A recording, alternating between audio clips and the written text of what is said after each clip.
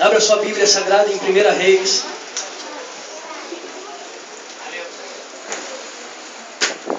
Estou sentindo uma liberdade do Espírito muito grande aqui nessa noite. 1 Reis, capítulo de número 21. Fora, qualquer coisa vocês fora. E aí já... Pera aí, vou...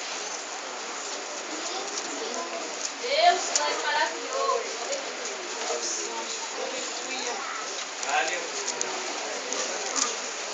Para tentar explorar seu braço. Livro histórico de 1 Reis, capítulo de número 21. Obrigada. Tá vendo que eu penso? Quantos querem ouvir aqui a palavra do Senhor? Levanta a sua mão direita. Amém. Os que acharam, digam amém, Jesus. Amém. Glória a Deus. Achei não, né? Diga misericórdia. A vinha de Nabote. Capítulo 21, 1 Reis. E sucedeu depois dessas coisas, tendo Nabote o Jerileíta uma vinha que em Jezreel estava junto ao palácio de Acabe, rei de Samaria, que Acabe falou a Nabote dizendo: dá-me a tua vinha, para que me sirva de hortaliça, pois está vizinho ao pé da minha casa. Te darei por ela outra vinha melhor do que ela. Ou se parece bem os teus olhos, dar-te-ei a sua valia em dinheiro. O microfone está uma benção, pode deixar assim. Porém Nabote disse a Acabe: guarda-me o Senhor, de que eu te dê a herança de meus pais. Então Acabe veio desgostoso e indignado à sua casa, por causa da palavra que Nabote o Jerileíta lhe falara, dizendo: não te darei a herança de meus pais. E deitou-se na sua cama e voltou o rosto e não comeu pão. Porém, vindo ele, Jezabel, sua mulher, disse-lhe: que há que está tão desgostoso o teu espírito e não comes pão? E ele lhe disse: porque falei a Nabote, o Jerileíta, e lhe disse: dá-me a tua vinha por dinheiro. Ou se te apraz, te darei outra vinha em seu lugar. Porém ele disse: não te darei a minha vinha. Então Jezabel, sua mulher, lhe disse: governas tu agora no reino de Israel? Levanta-te, come pão, e alegre-se o teu coração. Eu te darei a vinha de Nabote, o Jerileíta. Então escreveu cartas em nome de Acabe. Não, amém, irmão? Só até o versículo de número 7 para a gente poder ganhar tempo. Amém? Queridos irmãos em Cristo, o texto que nós lemos nesta oportunidade, ele é no mínimo inusitado. Eu tenho aqui um rei, um monarca, um estadista, que manifestou o desejo na vinha de Nabote. Mas eu tenho aqui uma questão que precisa ser resolvida. Quem era Acabe? E por que Acabe, sendo um rei, manifestou o desejo de possuir a vinha de Nabote? Quem era este homem chamado Nabote? E por que a sua vinha despertou em Acabe um sentimento tão terrível, a ponto de, lá na frente, ele cometer uma grande atrocidade? Por que a vinha de Nabote passou a ser objeto de desejo, objeto de cobiça para o rei Acabe? Quem conhece a Bíblia Sagrada sabe que Acabe ele foi rei em Israel. A Bíblia diz que Acabe era filho de Onri, que também foi rei de Israel. Logo após a morte do seu pai, a Bíblia diz que Acabe começou a reinar e reinou em Israel durante 22 anos. E diz a Bíblia que Acabe fez aquilo que era mal aos olhos do Senhor, mais do que todos os reis que haviam sido antes dele.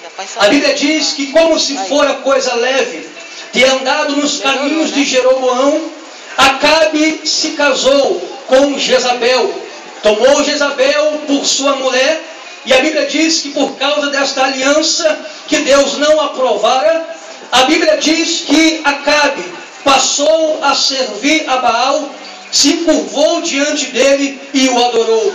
Não obstante a isto, a Bíblia diz que o rei Acabe construiu bosques e altares para colocar, aleluias, a estátua de Baal, para começar a adorar a este pseudo-deus.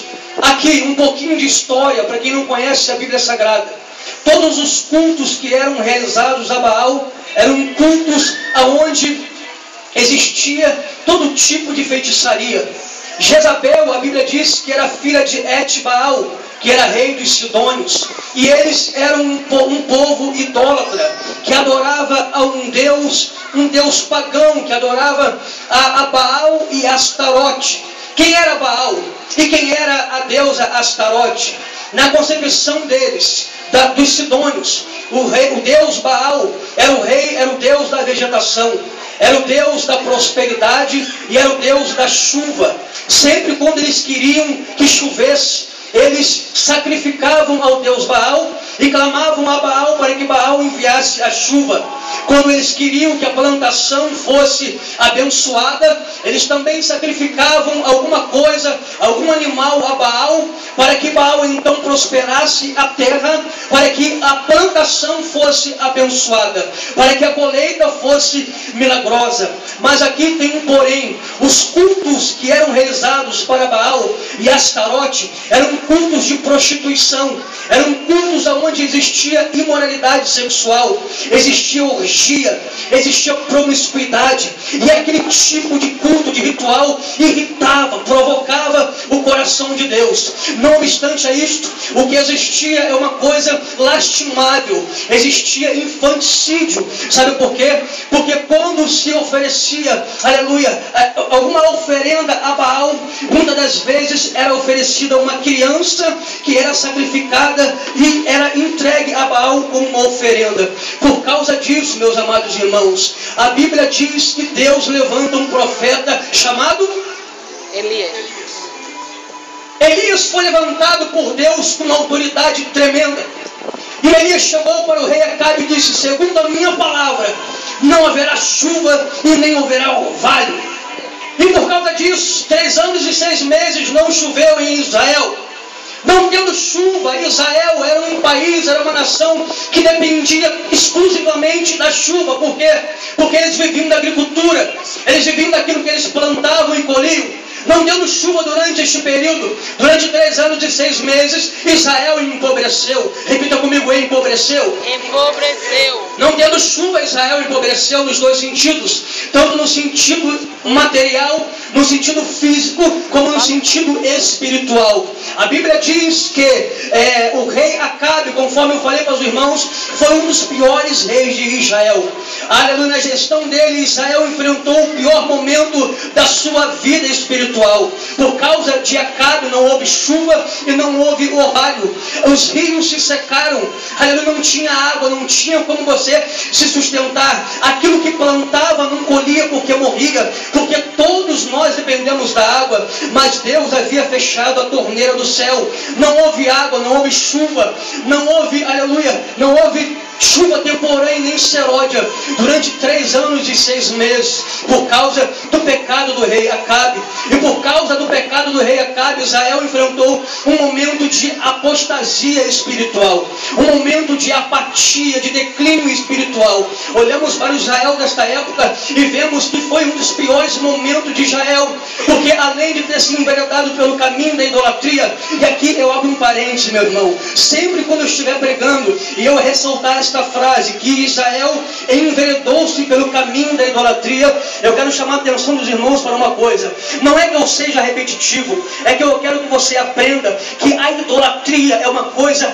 abominável diante do Senhor. Sabe por quê, meu irmão? Porque Deus, Ele não divide a sua glória com ninguém. Deus nunca vai permitir que a sua criatura, o seu povo que se chama pelo seu nome, se encurve diante de uma imagem de escultura esculpida por mãos humanas. Não. Se tem uma coisa que deixa Deus irado, é Ele ver o ser humano dando a sua glória a outro pseudo-deus. Se tem uma coisa que ira o nosso Deus, é uma pessoa se encurvar diante de uma estatueta, de uma estátua que não seja um Deus invisível. Aleluia. Somente o Deus de Israel, somente o Deus invisível, onipotente, onisciente, onipresente, o Deus que dá a vida e tira a vida, o Deus que fez os céus, o terra, aleluia, o mar e a terra seca, somente este Deus, o Deus da igreja, o Deus que está em nosso nem somente Ele é digno de receber toda a honra.